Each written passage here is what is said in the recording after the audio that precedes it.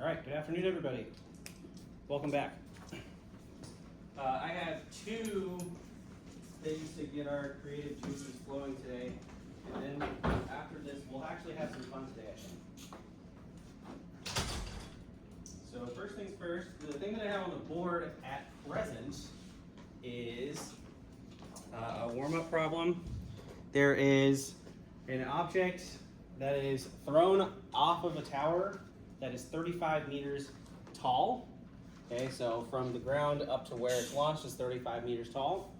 Okay, the object is launched at 80 meters per second, and at an angle, what did I write down? 25 degrees? 25 degrees, okay. And it's launched at 25 degrees. Okay, part A, I want you to tell me what the time to the ground is. So from the moment it's launched to the moment it hits the ground, I want you to tell me how long that is. And then part B is when it hits the ground, so at that moment, okay, I want to know the magnitude of its velocity as well as the angle relative to the horizontal, okay? So I will give you guys about 10 minutes to work on that one, and then I have another one after that. So I will see you back here in 10 minutes.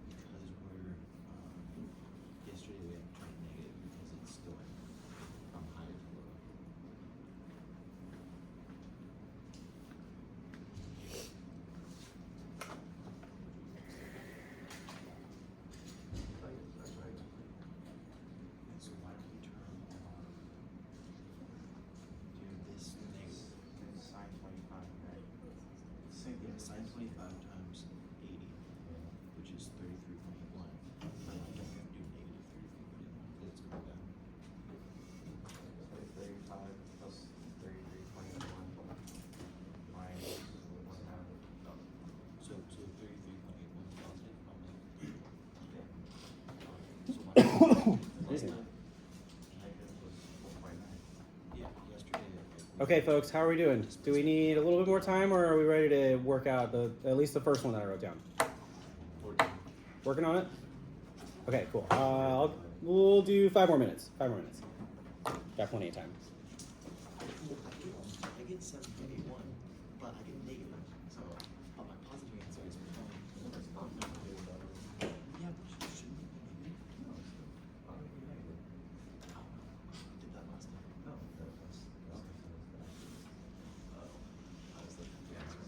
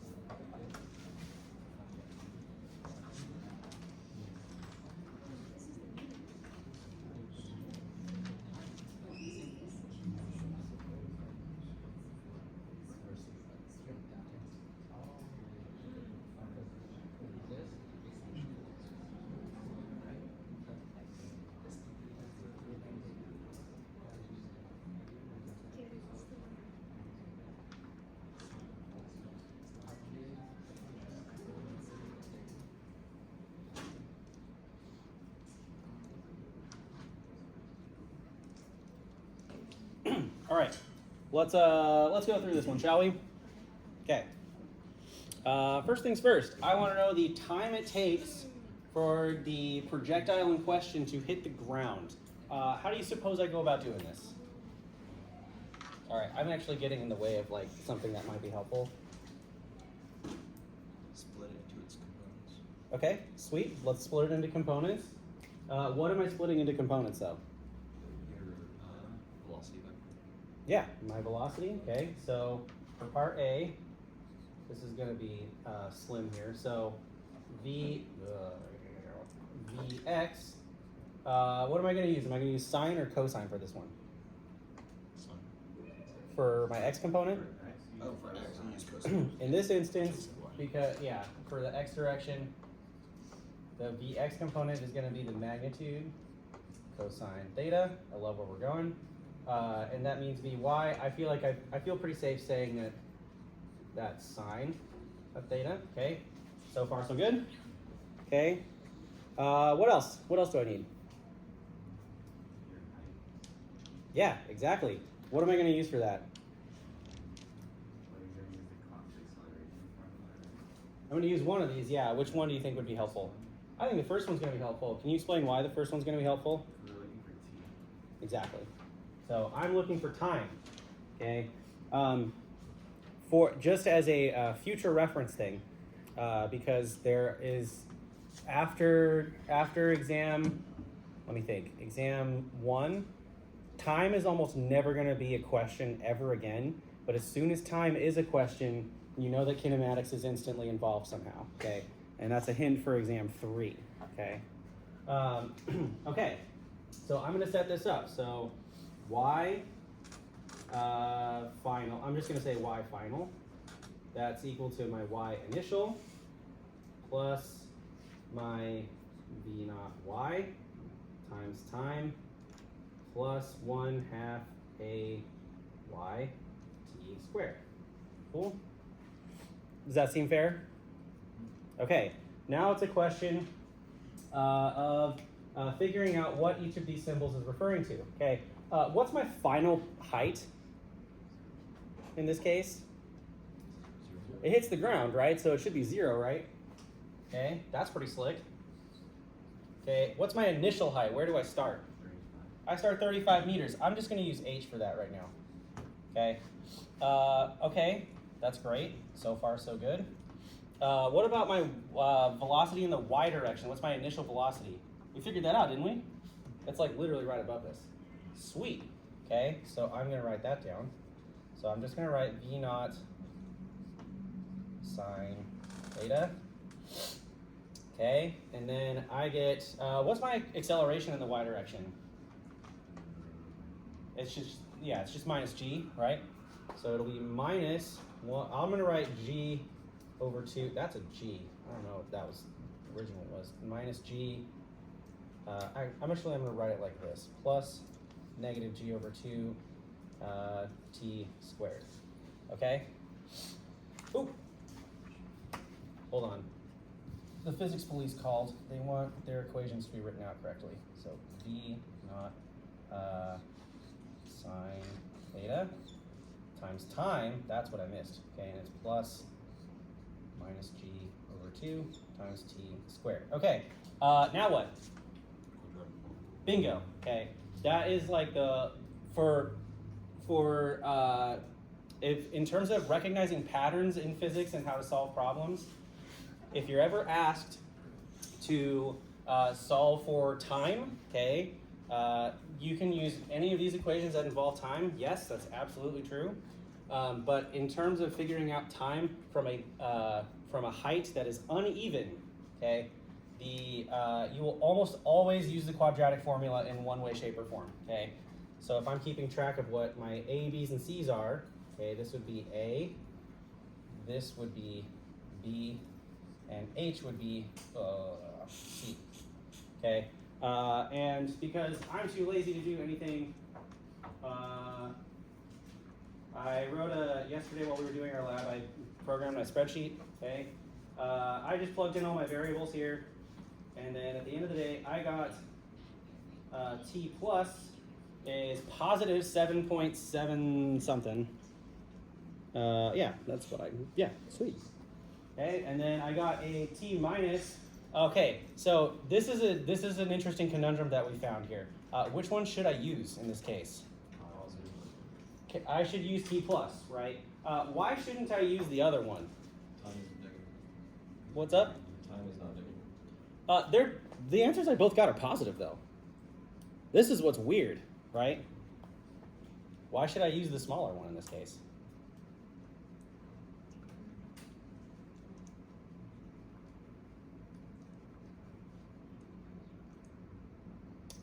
When I launch a projectile, let me ask you guys this, okay? When I launch a projectile, it'll bounce, right? It'll bounce and it'll, like, if anybody plays golf, like you hit your tee shot and then it will bounce and it'll roll, right? Okay, but it only hits the ground after its initial launch. It only hits the ground one time though, right? Other than the initial bounces after that. Would you guys agree with me if I said that? So I feel like it's safe to go with the first one because that's the one that hits the ground with the first time, right? Does that seem, yeah? Could it still be what we said that time is never negative, so we just never use it? Let me think. You know, I actually don't, I haven't really thought about that.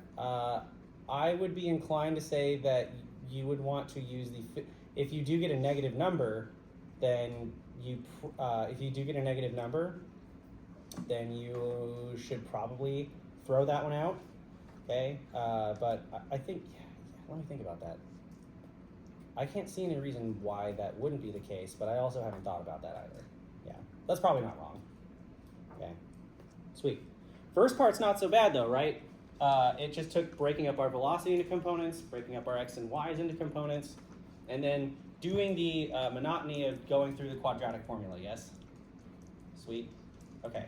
Not so bad though, right? What about part B of this? Finding the magnitude of the velocity, the v final, and then the final angle. Well, how do we feel about that? What do I do for that?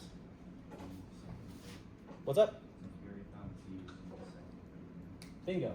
I like that. That's my second equation. Okay.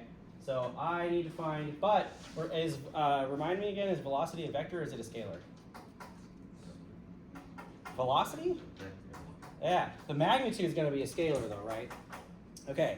So here's my question to you all. Okay. So let me see here. I'm going to go back to black. Okay. Part B.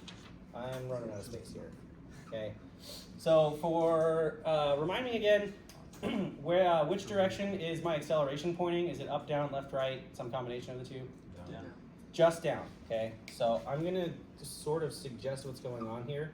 So Vx as a function of time is whatever my initial velocity is in the x direction, plus the acceleration in the x direction times time. Is there any acceleration happening in the x direction though? I don't think so, right? Not so bad. Okay, so I feel pretty confident crossing that out. Okay, what about my y component though? I'm gonna write this one out. So it's still Vy as a function of time. Okay, that's still V naught y plus a times time. That's my really bad handwriting, okay? Okay, I do have acceleration. We agreed on that, yes? I do have acceleration in the y direction now. Okay, so what does this become? Okay, so first things first.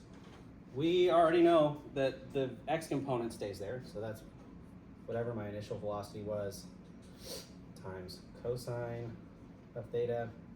Okay, this, however, is a little bit different. Whatever I got for my time, this is going to be v naught sine theta, and then my acceleration is just minus g, yeah? Yeah, I think that's just minus g. So it's minus g times whatever time I got in my last answer, okay? Okay, and then from here, how do I get my magnitude? Exactly, okay? So my magnitude, so my v final is, I'm just going to say Vx squared plus vy squared, squared, and then square root it, okay? The answer that I got when I plugged all of that into my calculator was, I got 84.18-ish meters per second. Does that seem right to anybody else? Yeah. You can also disagree, it's okay. 84.18 meters per second. Okay, what about the angle? How do I find the final angle? Exactly. Inverse tangent, theta final is equal to the inverse tangent. I'm running out of space here. Which component over which one? Rise over 1. So in this case, it'll be fall over run. So it'll be vy over vx. Okay, and let's think about this. So the x component stays pointing that way. That's my vx. My final component is that it's going down though, right? It's dropping. So I should expect something, that's vy. So I should expect something that's in the 4th quadrant. So something, if you want to go from 0 to 360, I'm expecting my angle to be between 270 and 360 degrees. Or if you want to think about it in terms of minus, okay, it should be between minus 90 and 0. If I'm thinking about pictures, right? Okay, so the final answer that I got for the angle was a shade over 30 degrees. It was like 30.5 degrees. Was that about what we got? Yeah? Okay. I, like you, am also prone to my fat thumbs getting things wrong on my calculator. So I got about 30.5 degrees. Sweet. For kinematics problems, this is about as bad as it gets, okay? Except for the challenge problem I put on the exam, okay? But that's a different story, okay? Any questions about part 1, our first kind of warm-up problem? Any questions so far? Nothing? Cool. Okay, I'm gonna erase this, okay, and then I'm actually gonna erase everything on the board, okay? This is more of a, because we don't, after this, we're done with kinematics until the exam. Actually, we're never done with kinematics, it never goes away.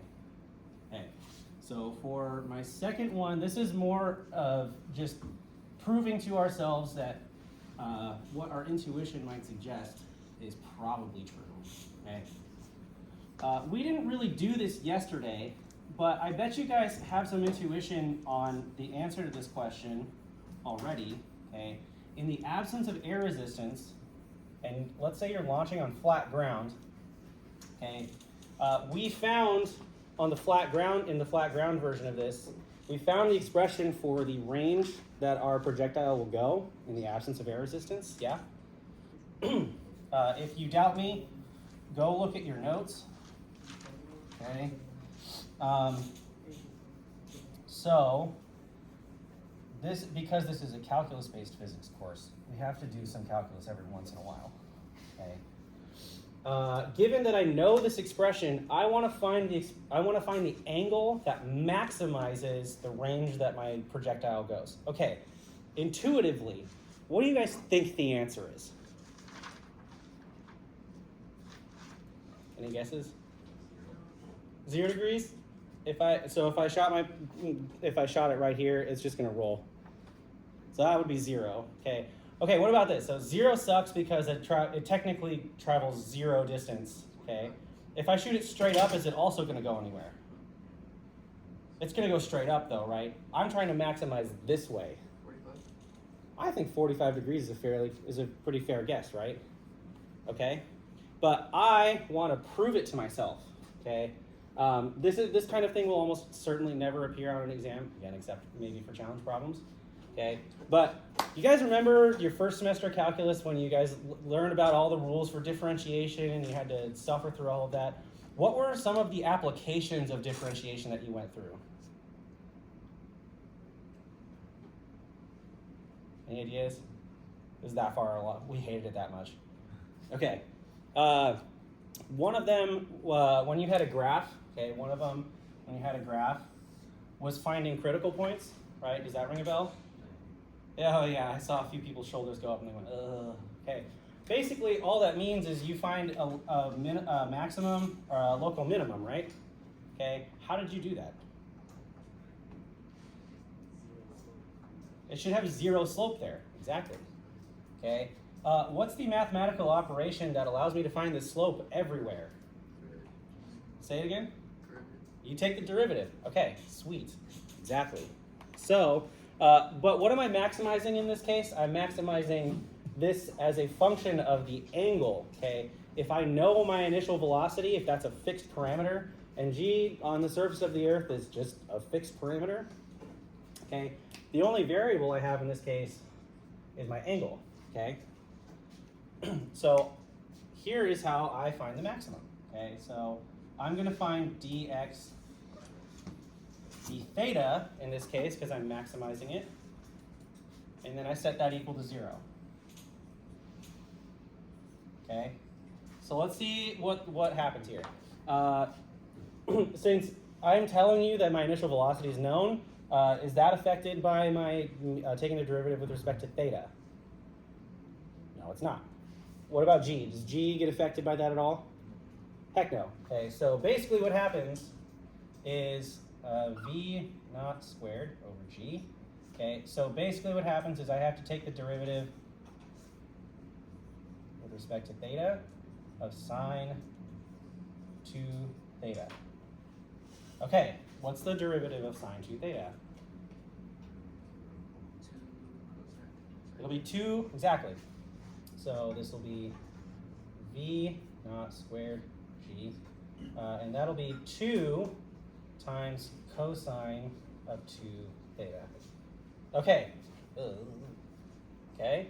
And that's all equal to 0. Okay, so my next question to you is, does the 2 or the v naught, or if I'm solving for theta, does the 2 or the v naught squared or the g even matter at all?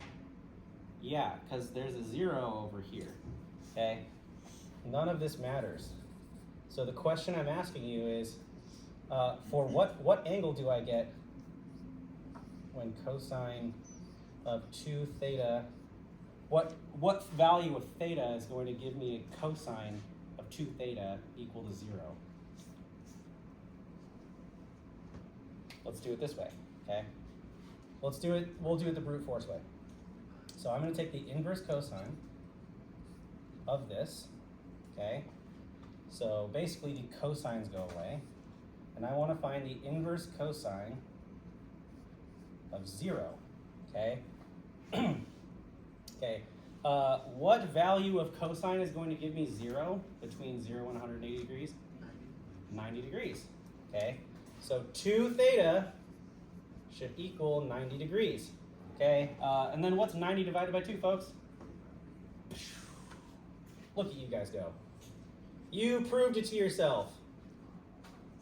If you were to go to the moon, okay, if you were to go to the moon and you were to bring your potato cannon with you and you were to run the same experiment 1,000,000 times, I think you would find that 45 degrees would be the thing that maximizes your vertical distance, okay? Horizontal distance, sorry. Okay. Not bad, okay? Well, I just had to do that, okay? I had to do that. Okay, and just as a proof of concept, I'm not pulling the wool over anybody's eyes. This was the last thing I had. The one that's the longest is the green one, yeah? The one that went the farthest is the green one. On my key, which one does that pertain to, though? It's 45 degrees. Sweet. All's well that ends well. Okay. Okay. Any questions about how we went about doing that one? Nothing? Cool. Sweet. All right. We're going to pack it up with kinematics for temporarily. Okay.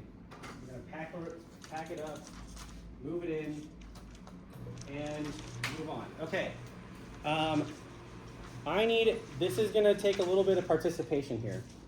Okay. there should be either a ream of paper or a textbook at everybody's table, bench. I don't know what these are called. Table. Okay. Okay.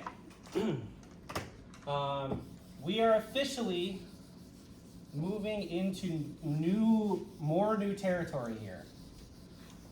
Okay. So just taking inventory of where we've been. Okay, we did a kind of math preview for the first couple of lectures. We spent a lot of time talking about vectors because truthfully, vectors never really go away.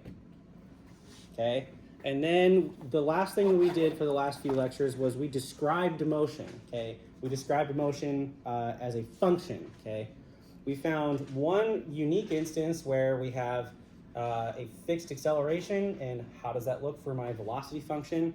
How does that look for my position function? Okay, we found that also these are vector quantities, so we have to break things up into components.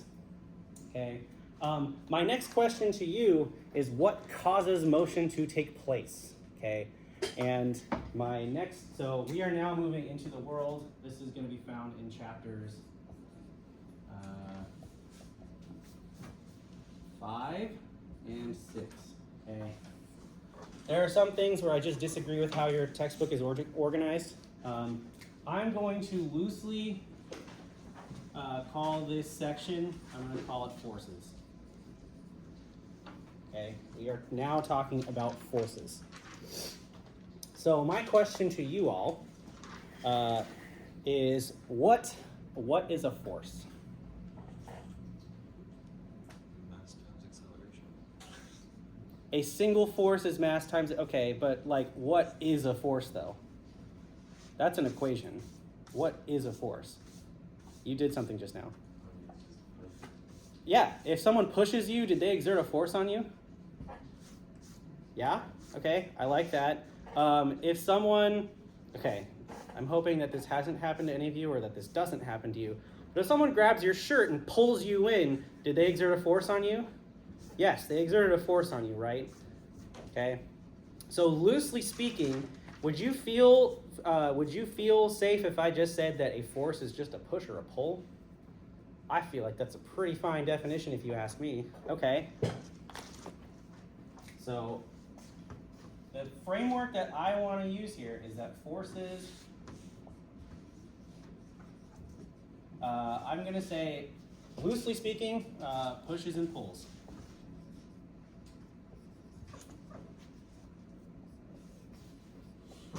Okay, pushes and pulls. Okay, so here's my question to all of you. Since no one is sitting over here, I'm going to borrow this. I have a lovely ream of paper here. There was only so many books that we had in the back. Okay, my ream of paper. Now we're all awake too. Okay, are there any forces acting on my ream of paper right now? Gravity. Okay, this is a pun that I reserve the right to endlessly use. Gravity is the most depressing force because it always brings you down. Okay, so if I have, okay, this is my table. This is my ream of paper, and that's the other leg. Okay, so gravity's acting down. Okay. Anything else? Yeah, go for it. The normal force. Normal force. Okay, sweet. Those are big college level words, but that's absolutely true. The table is also pushing it back up. Okay? The table is pushing it back up. Okay. So this is why I have the books here, and this is why I'm praying to God that everybody's got a partner over here. I need you guys to get your hands a little dirty today. So one of you is going to literally push your book around like this. Okay? So I want everybody to push the book that is on your desk. Just push it around. Okay? Sweet. Not tremendously complicated, right? Your book has a mass. Exactly. We're passing it around. Everybody's having fun. Okay. Now this is where I need a partner to step in. Okay? I need one of you to just press down on it, and then I need you guys to, and then someone else will try to push it around. So, and you tell me if it's easier or harder to move.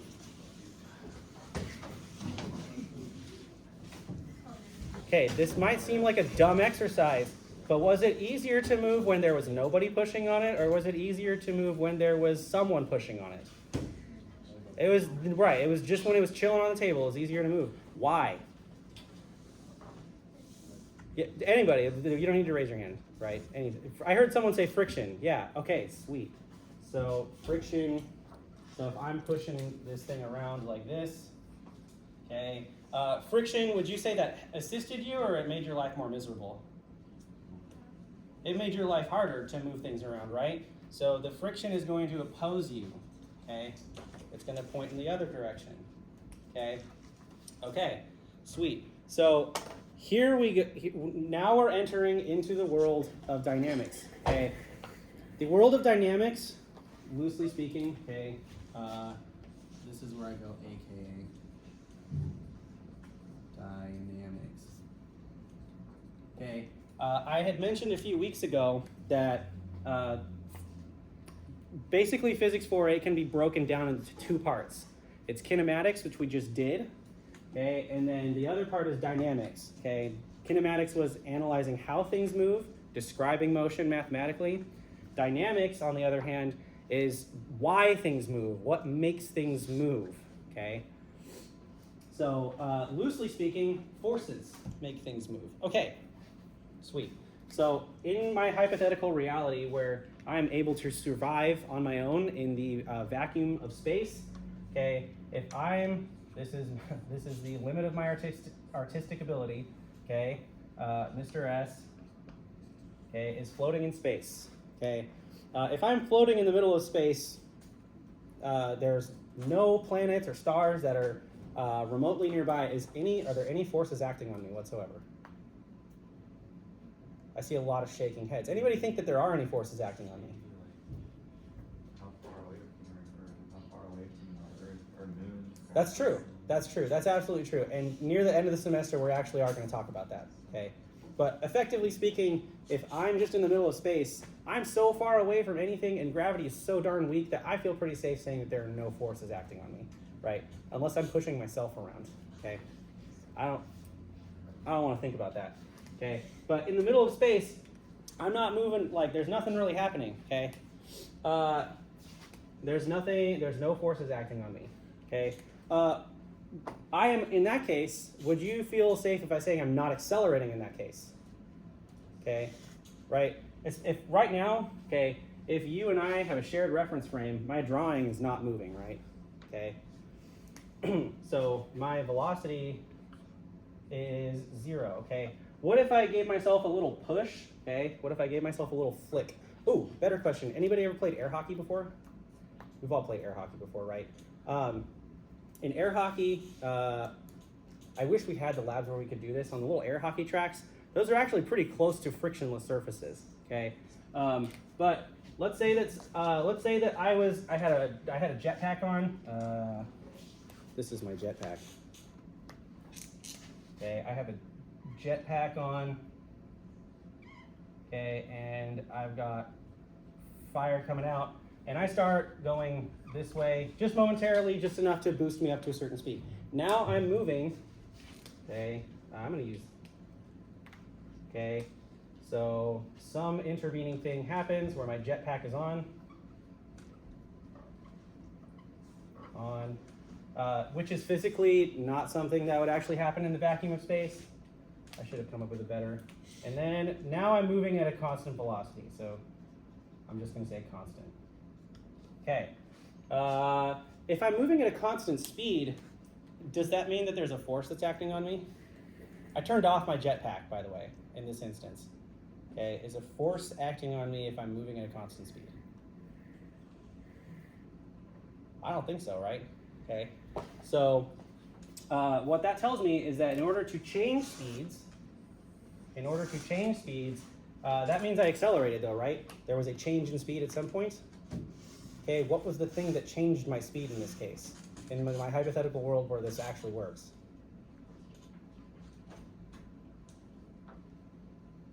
This isn't a super tricky question, I don't think. Okay, what was the thing in this hypothetical world that made me change speeds? it was the jetpack, right? It was you could say like the force of propulsion, I don't know, something. So the jetpack acted on me to accelerate me, okay? So something needed to happen. Okay, here is another question, okay? Let's say that I'm gonna use a different color. I'm gonna say that let's say that I have a twin brother. I don't have a twin brother, but my twin brother is a sumo wrestler. So he intentionally tried to bulk up and get super strong. Okay, let's say he weighs twice as much as me. Okay. Okay, so he's also floating in space, and he starts at 0. Okay, the jetpack applies the same force on him. Okay, the same force on him. Do you think he's going to travel faster or slower? Slow. Probably slower, right? Okay. Okay, so V is constant, but it's slower. Okay. Okay. So what does that tell you about the mass of an object and how much force is applied to it?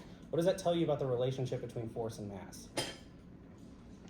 Or sorry, what is the relationship between the force applied to something and that object's mass? Takes more force to move more mass. Exactly. So basically what I'm saying in this hypothetical world where my twin brother is a sumo wrestler, it also looks like a balloon animal in my drawing. So what this tells me is that the force applied to something, so I'm going to say force applied is proportional to that object's mass. Okay. Okay. Different scenario. I should have kept that drawing up. Okay.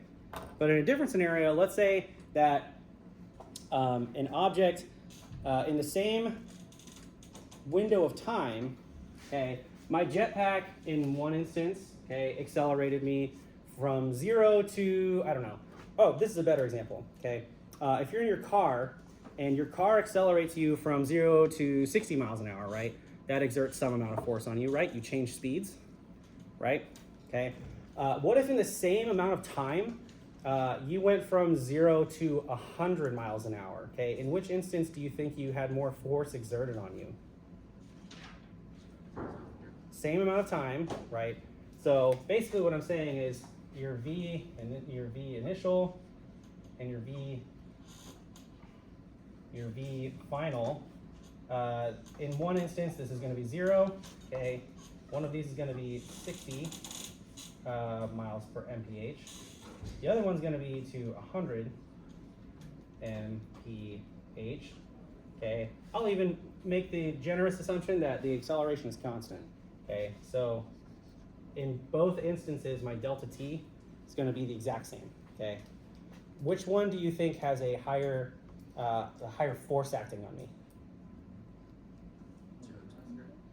Say again? 0 to 100. Yeah, I think 0 to 100. Okay, anybody ever been on a roller coaster before where they change speeds really fast? Yeah. Okay, what's that thing that we call for when you change speeds? What's that quantity called? Acceleration. Sweet. So I know that the force applied to an object, different alphabet applied, is also proportional to the acceleration that that object undergoes. Okay. Let's see here. So I'm just going to say the acceleration. Okay. Okay, and then remind me, is acceleration a vector or a scalar? It's a vector. Okay. So at the end of the day, I know that my force at the end of the day is a vector. We're in for trouble now. Okay. What if I had a jetpack and then suddenly someone gave me 2 jetpacks and they both do the same exact amount of work, okay? Would you feel safe if I just said I'm going to add both of those forces together and then that is the total force that's applied to me? Yeah, exactly. So the exact same. This is like the most important thing, okay? This is a sum. Okay, I'm gonna finish writing this down, okay? if you add up all the forces that are acting on an object, so all of the applied forces that are acting on an object, if you add all of those things up, that's what the giant Greek sigma here is, okay, it's a sum.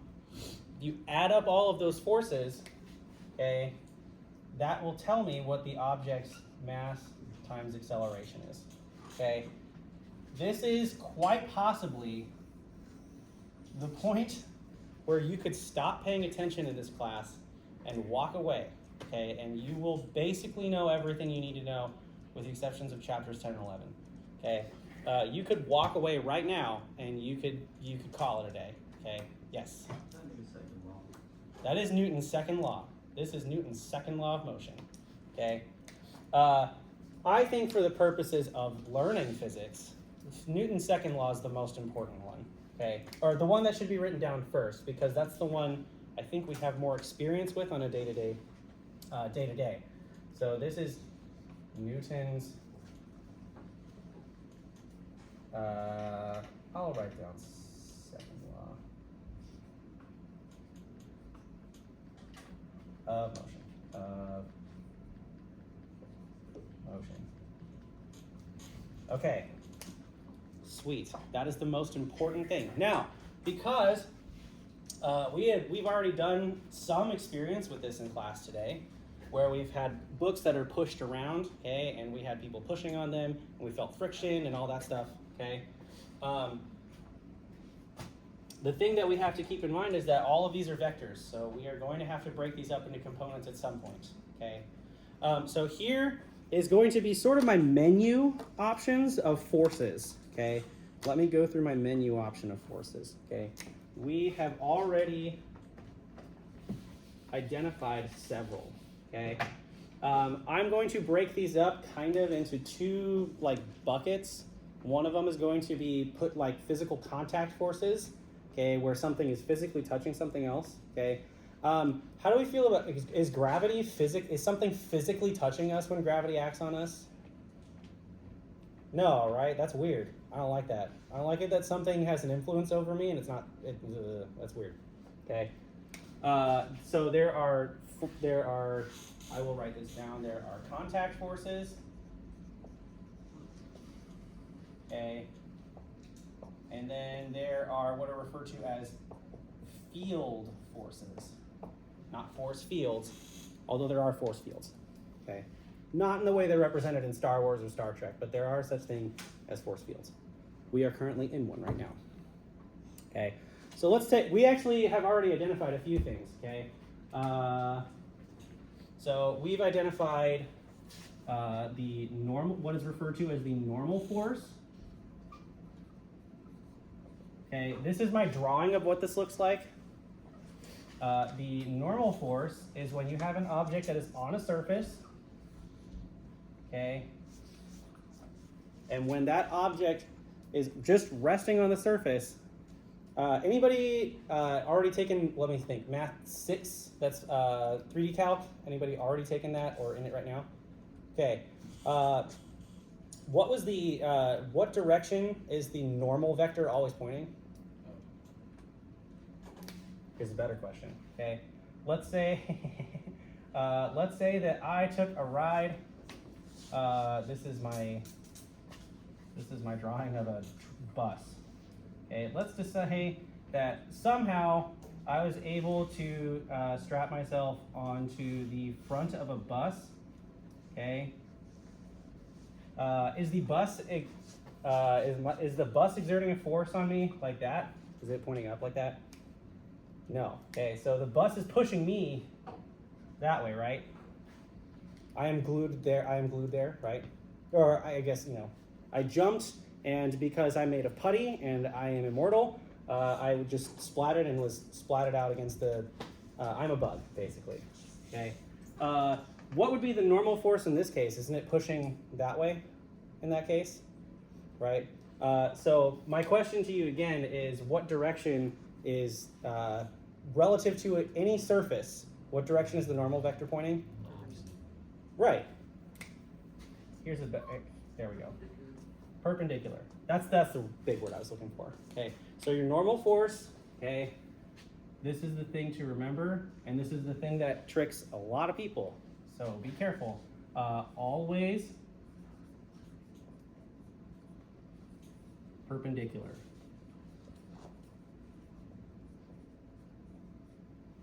To surface. Okay. Okay. All right. So far, so good. This is my sample platter. Normally, what you will see are not examples where Mr. S is made of putty and can jump on buses.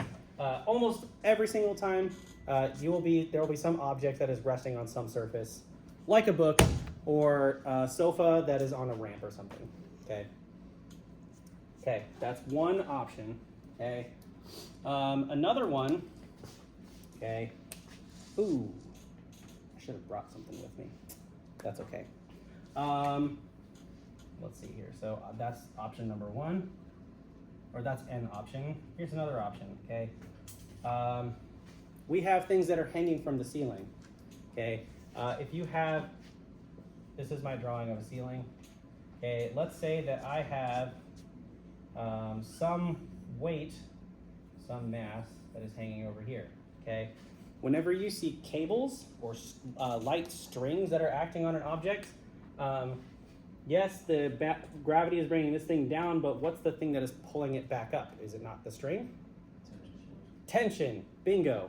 Okay. Okay, so this would be tension. Okay, and this would be referred. Yep.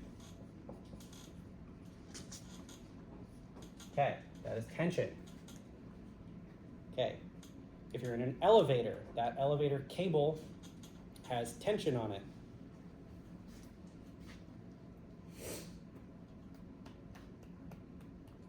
Okay, we mentioned a few other things, right? So if I was pushing, I'm just gonna say push. I was pushing that way. We said that friction opposes us, right?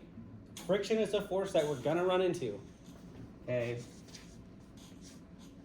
So here is my drawing. I am on a tabletop now.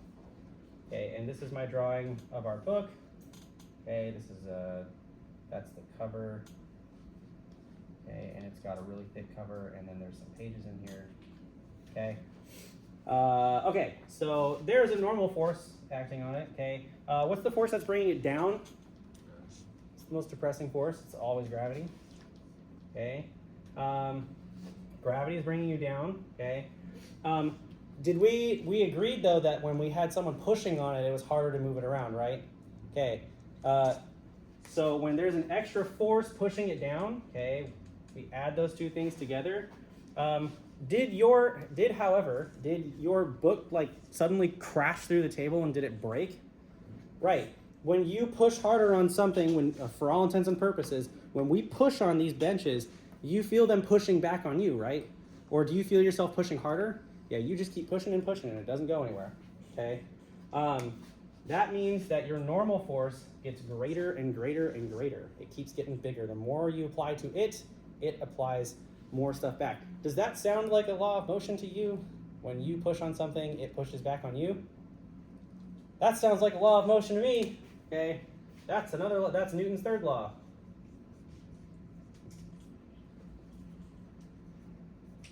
Okay, if I were to write, okay, the way that everyone knows Newton's law, and you probably have heard this either in high school or in middle school or both, okay, for every action, there is an equal and opposite reaction. Does that sound familiar to us? Yeah, okay. I don't like that because I don't know what a reaction is. I know what a reaction is in chemistry. I don't know what a reaction is in physics. In physics, this is effectively what this means, okay? So if I have an object, I'm going to use a field force in this example because I feel like it's easier to see that, okay? Okay, let's say I have two magnets, okay, and they're just hanging out with each other. Magnet one is, I'm going to say they attract each other, okay? So that is object one, that is object two, okay? And this is my force vector, okay? Typically, the way that the way your textbook says this is if you see subscript of two numbers. Okay, it's not 12, unless there are 12 objects acting in this case. That's not going to happen in this class. Okay. This is telling me that this is the force of object 1 acting on object 2. Okay. And then this is, conversely, that is the force of object 2 acting on object 1. Yeah. Object 1 on 2, object 2 on 1. Okay. When it says equal and opposite reaction, okay, in vector terminology, okay, the magnitude of force 1 acting on object 2 is equal to the force of object 2 acting on object 1. So our experience of this was when I push down on my table, right, and it's pushing back on me, because nothing accelerated, and I have yet to break this table. After a few semesters of doing this, I still haven't broken this table, okay? The more I push on it, the more it pushes back on me, okay? This is true of all forces that act on each other, okay? This is weird, though, because there are some things in our lives that might lead us to believe that this isn't true. Like, for example, as you accelerate towards the Earth, do you see the Earth accelerating towards you at all? The Earth seems more or less fixed in place. Like, that can't be true, okay? And as a matter of fact, near the end of the semester, when we do talk about, like, gravity, we'll talk about how big that force, how big of a force you have on the planet Earth, okay? We'll talk about that. Okay, but for everyday experiences like pushing carts and walls and stuff like that, this is something that I think you'll experience on a day-to-day basis. Okay, the Earth acting on you and you acting on the Earth may not be as intuitive. Okay. Okay, the thing we figured out about friction, okay, is that friction, typically the letter that I use for friction is a fancy F like that. Okay, and this is friction. Okay, I'm going to tell you that friction is proportional. We figured this out. Friction is proportional to the normal force. Okay, so the more you apply on this, the more you push down on this, your surface pushes back just as hard. Okay, via Newton's third law. Okay, but there's a fancy new thing that I have to introduce. We have seen some Greek letters. Okay, and those are vectors. Okay. This is the Greek letter mu. Okay. Nice. Okay, the Greek letter mu. And this mu that is in front, that looks like a very fancy U, this is called the coefficient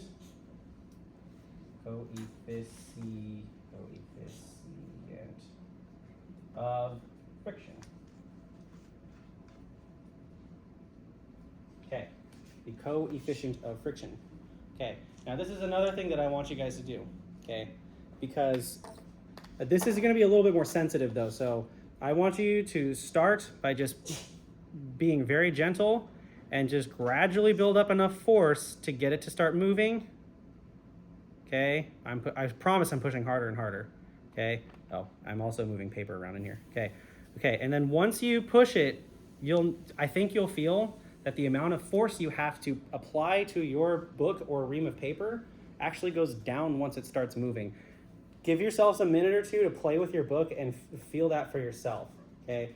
Gradually and very gently start pushing on your book or ream of paper, okay, until it starts to move. And then once it starts to move, see how little force you can apply before it stops again, okay? Please be my guest. Physics doesn't really sink in with you until you start playing with toys.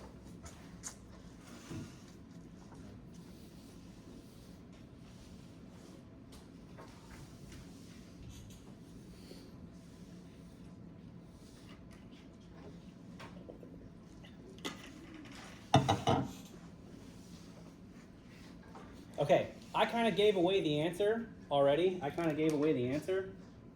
but there are two different versions of friction, okay? This is the way you'll typically see it. So for when an object is not moving, that is called static friction. Okay.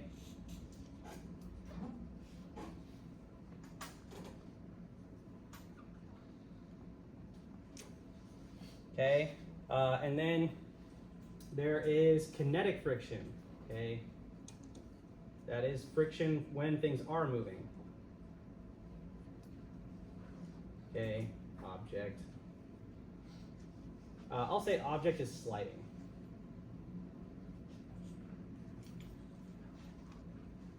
Okay, there's two versions of that. The way you'll typically see this, okay, is you'll see friction with a little k as a subscript, okay, and then there is subscript s. Okay, the subscript. What do you think the k stands for in this case? Kinetic. Okay, sweet. Okay, and then that means s stands for static. Okay, I feel like that's pretty fair. Okay. Can we, feel free to disagree, your experience is probably different from mine, but did you all notice that it took more force to get it to start moving, and then once it started moving, you could actually kind of back off a little bit? This would be easier with a much heavier object. Okay, but here's my question to you. Did the normal force change at all on this, especially if you're just pushing to the side? The normal force, like the weight of my object didn't change, right? Yeah, so here's the thing that does change, okay? You have a new coefficient of friction. Okay, and then there is, the normal force didn't change, the coefficient of friction did. Mr. S, where could I ever hope to find the coefficient of friction? Anywhere. You look that up in a table. Okay, coefficients of friction will always be provided for you. Unfortunately, like a lot of things, these are just things that you look up in a table and you have to experimentally determine, okay? It's not like a coefficient of friction belongs to this table, okay? It would be between the ream of paper and my table or whatever, okay? I wish I knew all of these answers, but there's no, these will be provided to you, okay? Oh, and then just to finish off the discussion here, let's go. My coefficient of static friction is always greater than or equal to, okay, kinetic friction, the coefficient of friction from kinetic. Okay, and then while I'm on the subject, I probably got to wrap this up in a few minutes. But normal force, that is something that is, whoa, okay, hold on, okay. What are the units of mass? I need to take a step back. What are the units of mass that we typically use? Mass, grams, kilograms, right? So the standard units that we use are kilograms, kg. What are the units of acceleration that we discovered? It's distance, so what do we use for distance? Meters, and then it's a change in time times a change in time on the bottom, so it's seconds squared, right? Okay, kilograms meters per second squared. Someone already said this, but these are units called newtons because this whole chapter is about newtons. Okay, newtons. Typically, the way you'll see it is just with a capital N. Okay, those are newtons. Not to be confused with the normal force, okay? Okay, so if normal force is in newtons, what does that mean that this is? Does this have units? Yeah, I should have no units, so these are unitless.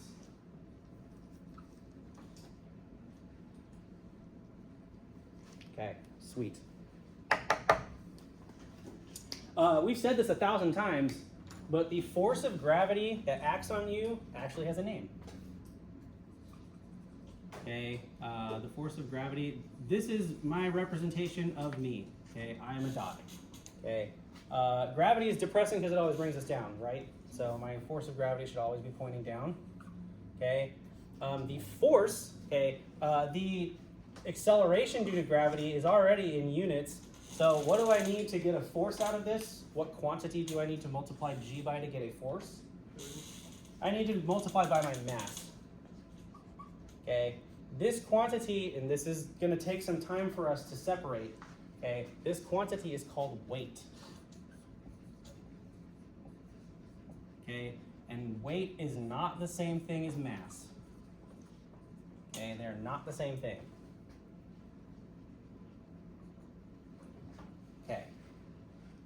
So when gravity accelerates you, you have a weight. If you were to take a scale with you to the moon or to the planet Mars, okay, would you have the same weight on that scale? Probably not, right? Because your acceleration due to gravity is different on a different planet.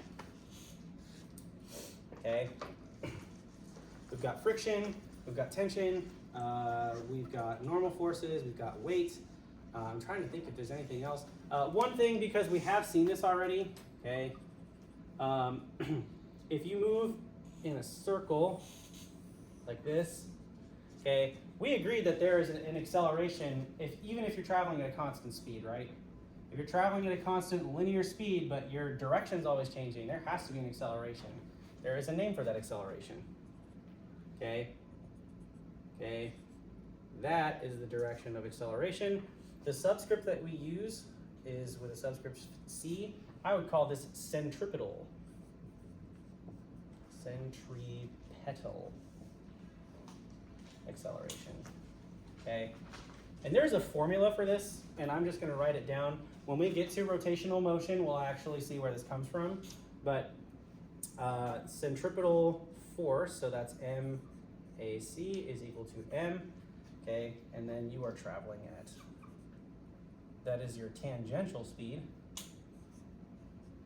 Tangential speed squared divided by,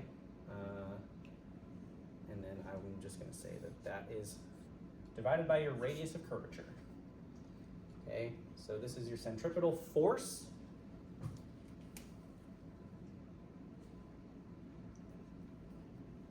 And then anything else we need, we will discover as we go along. Okay, this is more or less your menu of forces that you have to choose from. Okay, until we get to basically until the end of the semester. Okay, other things that are not explicitly listed are literal pushes and pulls. Okay, so for example, I moved last semester, so a lot of my examples are going to be around moving, furniture in particular. Or like with lifting weights is the other example I use a lot of, or baseball. Okay, so for example, let's say I am pushing my table. Okay, if I'm pushing my table, am I applying a force to the table? Yeah. So the other thing to keep in mind, there's no formulas or anything for it, but the other things to keep in mind are literal pushes and pulls. I'll say via contact. Okay. So other things to keep in mind, those forces will either be solved for, things that you'll solve for, or they'll be things that you have to, or that'll be given to you. Okay. I can think of one exam problem where that is something that is just specified. Cool. That's basically it. That I know this wasn't particularly problem solve-y today, but this is where we're going to start with forces. Okay. The last thing that I want to do is finish off by telling you that we have done something that you are going to carry with you for the rest of your physics life until Physics 4C. Okay, but this thing here where we draw the diagram of all the forces that are acting on something, this is every physics student's this is every physics student's nightmare, and this is called a free body diagram. Okay, I think if you have a really good handle of free body diagrams, and if you understand the vector nature of forces, then you are going to have a very smooth time through Newton's second law. I'm going to finish things off today before I ask if there are any questions. Okay, I will finish off by giving you some fatherly advice. I'm even going to pull up the chair and talk. Okay, Newton's second law, these chapters are, everybody hates this section. And I will tell you why everybody hates this section so dang much. In the past couple of chapters that we've covered, you have had a formula and it's been given to you, and that's just what you use, okay? With Newton's second law, you'll be asked to find the force or the acceleration or whatever, And I'm just going to tell you, there's just not a formula that's given to you. These are starting points. These are parts of the puzzle that you're going to put together. You're also going to have things that are on different planes and at different angles, so you're going to have to tilt your head to do some of these calculations too. And I'm just going to tell you, it takes practice, and everybody hates it, and it's the worst part of the semester, except for when we get to chapter 10. Okay, so until we get to chapter 10, I'm just warning you that some of the things that we do for Newton's second law they just suck. Okay, because the formula is not given to you. You are the ones that have to find the formula and then go from there. Okay, that's my fatherly advice. But as of right now, are there any questions on anything we talked about today? Cool. We will pick up here next Monday at 3 o'clock. We will do lots of free body diagrams, and we'll start doing some calculations. Have a good weekend, folks. That's it.